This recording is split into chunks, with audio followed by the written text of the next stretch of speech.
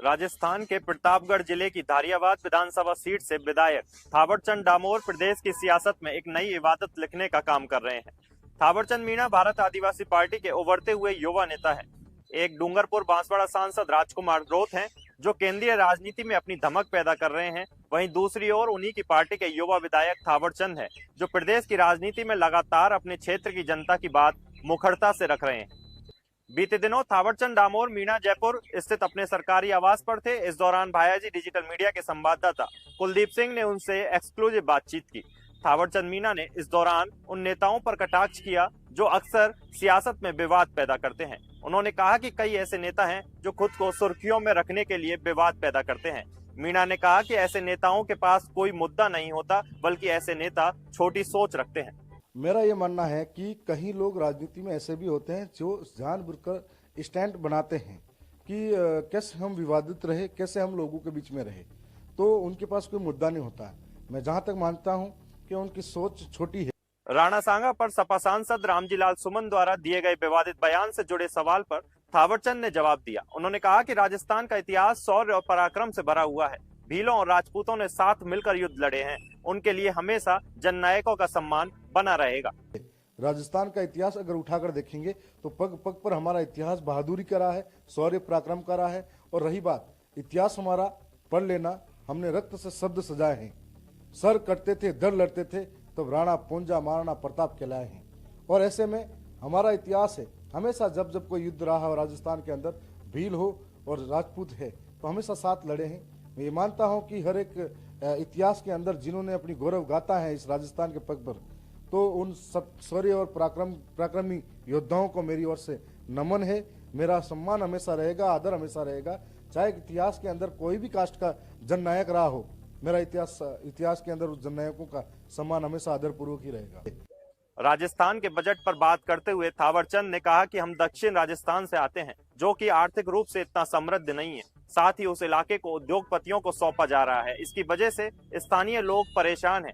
बाप विधायक ने प्रदेश की कानून व्यवस्था पर भी गंभीर सवाल खड़े किए। उन्होंने कहा कि प्रदेश महिलाओं के लिए बिल्कुल सुरक्षित नहीं। जब लोग न्याय के लिए सड़कों पर बैठते हैं तो उनकी सुनने वाला कोई नहीं होता। मैं ये चाहता था कि राजस्थान का बजट इस बार ऐसा हो जहाँ नौजवान खुश रहे। नौजवान जो हर साल 10 लाख से ज्यादा बेरोजगार पैदा हो रहे हैं इस प्रदेश के अंदर, तो उनके लिए कोई ऐसी राहत भरी घोषणाएं हो ताकि नौजवान जो आने वाले समय में इस समाज व देश का भविष्य है वो बेहतर बना सके। लेकिन उम्मीदें थी, ऐसा कुछ हुआ नहीं। साथ साथ में हम दक्षिणी राजस्थान से आते हैं, वहाँ का इलाका ऐसा है जो आर्थिक रूप से सक्षम कमजोर है और वहाँ पर वन संपदा है जिसको दिनों दिन उद्योगपतियों के द्वारा उजाड़ा जा रहा है। उस वन संपदा को उजाड़ने के लिए सरकार को प्रयास करना चाहिए था, रोकना चाहिए, लेकिन सरकारी ऐसे ऐसे कानून लाकर इम्प्लीमेंट करवा रही है जिससे जो आदिवासी वनाधिकार कानूनों बने, उन कानून बनने से पहले उस धरती पर रहने वाले थे। जब उन लोगों को फैक्ट्री खोलने के लिए जमीनें दे सकती थी, इन आदिवासी को घर बनाने के लिए जमीन क्यों नहीं दे सकती सरकार। और मैंने सदन के अंदर ये भी बात कही थी कि हमें 10 साल के लिए ये जमीनें वन विभाग की सारी हमें सौंप दो।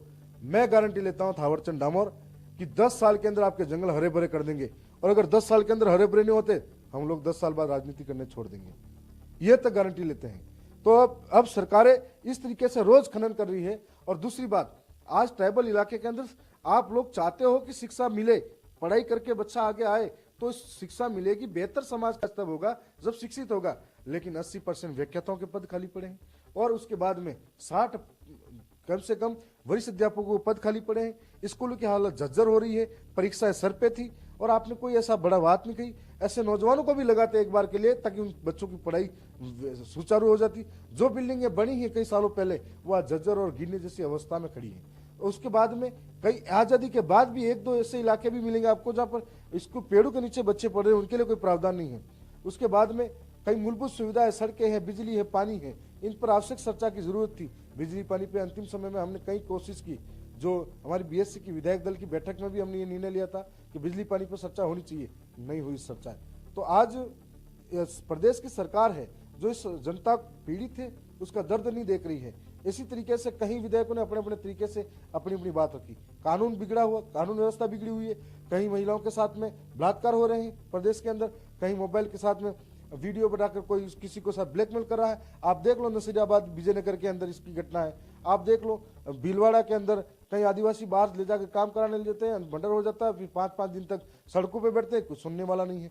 उसके बाद में आप देख लो जोधपुर की घटना, जहां पर इतनी दिल दहलाने वाली घटना, जोधपुर के अंदर जो घटना हुई है, वहां पर एक भील आदिवासी बालक के साथ में बाल श्रम करवाया जाता है। बाल श्रम करवाने के बाद में भी जबरदस्ती दिल नहीं मानता है तो मुंह में पेशाब किया जाता है और कुकर्म करने के प्रयास किए जाते हैं, जो हम इस चैनल के माध्यम से कहने में भी शर्म महसूस करते हैं। और आप बांसवाड़ा के अंदर देख लो, 12 साल की बच्ची, नन्ही बच्ची, जिसके अंदर क्या हालात रही होगी, वो बच्ची जिसने दुनिया देखी नहीं, सोचा नहीं, ऐसी बच्ची का गला रेत कर हत्या कर दी जाती है और प्रदेश की सरकार आज तक पकड़ नहीं पा रही है उन अपराधी को। तो कितना बड़ा दुख होता है। मैं ये कहता हूं कि अपराधी की कोई जात नहीं होती, अपराधी का कोई धर्म नहीं होता, अपराधी अपराधी ही होता है, जो एक घृणित और संकीर्ण सोच का, गणित मानसिकता का व्यक्ति होता है। और ऐसे में जो अपराध करता है, सरकार ऐसा कठोर प्रावधान करे और समाज के सामने लाए कि हमने ये सजा उसको दी है, ताकि दूसरा समाज में कोई व्यक्ति अपराध करने से पहले 100 बार सोचे कि इस तरह का अपराध नहीं करना चाहिए। लेकिन सरकार हाथ धरे हुए, ऐसा भी नहीं है कि सारे लोग ईमानदार नहीं है, पुलिस के हाथ लंबे हैं, कानून के हाथ लंबे हैं, बहुत सारे लोग ईमानदार हैं, ईमानदारी से अपना काम करते हैं। कुछ लोग ऐसे हैं जो नौकरशाही के इशारों पे चलते हैं। तो आज कहीं न कहीं जनता त्रस्त है और सरकार मस्त है, ये हालात है। नहीं सहेगा राजस्थान जैसे नारे लगाकर सरकार सत्ता में आई, लेकिन ऐसा कुछ भी नहीं हुआ जो सरकार नहीं बदल के आई। आज बजट के माध्यम से और कई ऐसे बिल लाए, कानून लाए जो इस सदन के अंदर चर्चा लायक नहीं थे, और जो चर्चा लायक थे उस पर आप चर्चा बराबर करा नहीं रहे हो। थावरचंद डामोर यहीं नहीं रुके, उन्होंने कोचिंग इंस्टीट्यूट के लिए लाए गए बिल पर चर्चा को सीमित करने का आरोप सरकार पर लगाया। साथ ही कॉलेजों में कुलपति की जगह कुलगुरु रखने को जाति विशेष से जोड़ने का संदेह व्यक्त किया।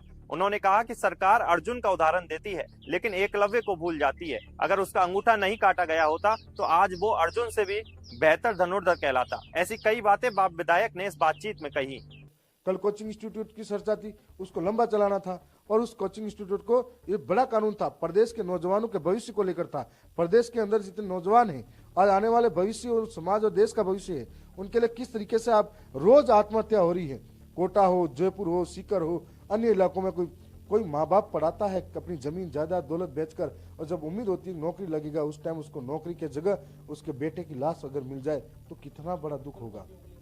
और कुलपति को लेकर जो सरकार सिस्टम चल रहा था, कुलपति का मतलब है भाई चांसलर, तो आज विदेश के अंदर भी वो डिग्री मान्य है, क्योंकि वो चांसलर लगाते, कुलपति लगाते हैं। और अगर कुलगुरु लगाया, फर्क क्या है? कुलगुरु संस्कृत का शब्द है, और कुलगुरु का अर्थ ये होता है कि उस पुराने समय में जो राजा महाराजा थे, उन राजा महाराजाओं के वहां पर गुरु हुआ करते थे, जो कुल के, जो परिवार के लोग थे, उनको शिक्षा देते थे। वो शिक्षा युद्ध रणनीति की हो सकती है, वो शिक्षा विशेष व्यापार की हो सकती है, वो शिक्षा राजघाट को कैसे चलाए उसकी हो सकती है। आज कॉलेज के अंदर आप प्रोफेसर हैं पढ़े लिखे, वहां कुलगुरु बैठा रहे हो, पहली चीज तो ये, कुलगुरु की शिक्षा क्या होगी? क्या वो कुलगुरु सिर्फ एक जाति विशेष का होगा, जो पुराने समय में जाति विशेष का था? कुलगुरु के बाद में क्या महिलाओं की शिक्षा से वंचित किया जा सकता है? और कुलगुरु के दौर में महिलाओं को शिक्षा से वंचित किया जाता था, लेकिन आदिवासी दलितों को भी शिक्षा से वंचित रखा जाता था। और उन्होंने जिक्र किया है अर्जुन जैसे द्रोणाचार्य की वजह से अर्जुन जैसे धनुर्धर हुए, एकलव्य का अंगूठा नहीं काटा होता तो हम उससे भी बड़े धनुर्धर थे। तो ऐसे ही आज क्या सरकार यही चाहती है कि आज हजारों एकलव्य का अंगूठा काटे?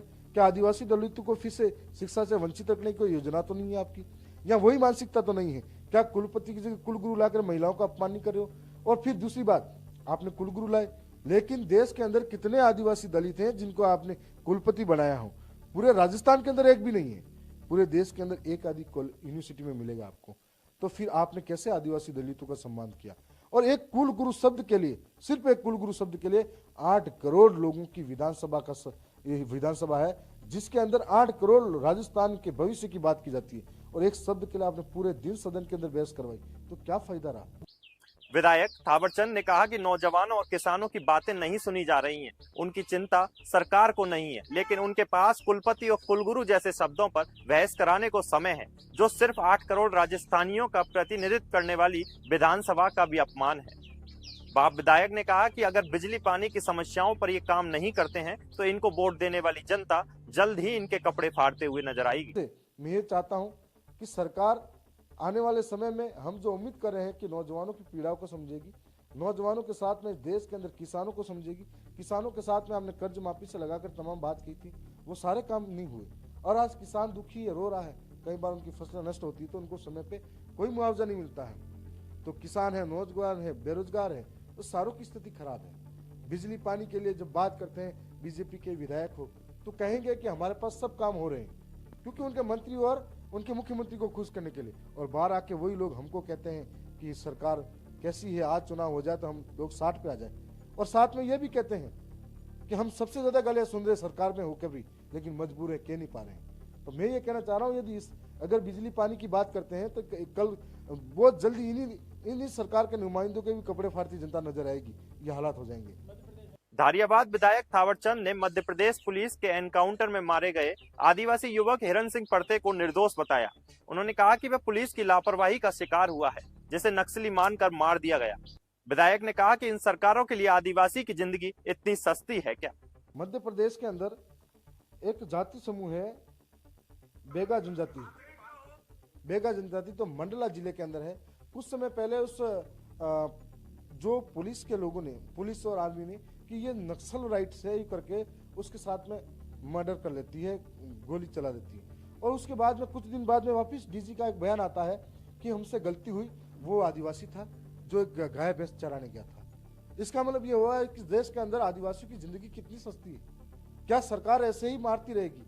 कभी आदिवासियों को अपने लोगों जमीन से विस्थापित होने पर जब विरोध किया जाता है तब उसको नक्सलाइट कहा जाता है, कभी वन विभाग के अंदर खनन होता है तब उसको नक्सलाइट किया जाता है जब विरोध करते हैं, कभी विकास के नाम पर विनाश होता है तब उसको विरोध करने पर नक्सलाइट किया जाता है। और इस बार जो जनजाति से जो समूह था उसका जो मेंबर था ये मंडला जिले में, और ये जंगल के अंदर अपने गाय भैंसे चराने जा रहा था, हाथ में पानी का केटला तक था।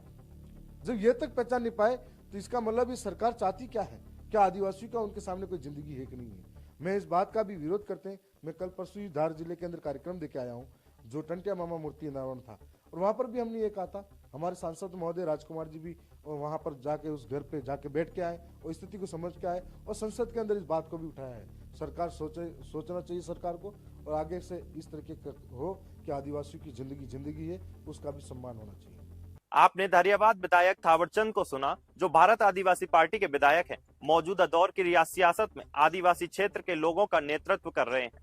हमारे संवाददाता के सवाल और विधायक के जवाबों से आप कितना सहमत हैं, हमें कमेंट बॉक्स में जरूर बताएं। साथ ही चैनल को सब्सक्राइब करें।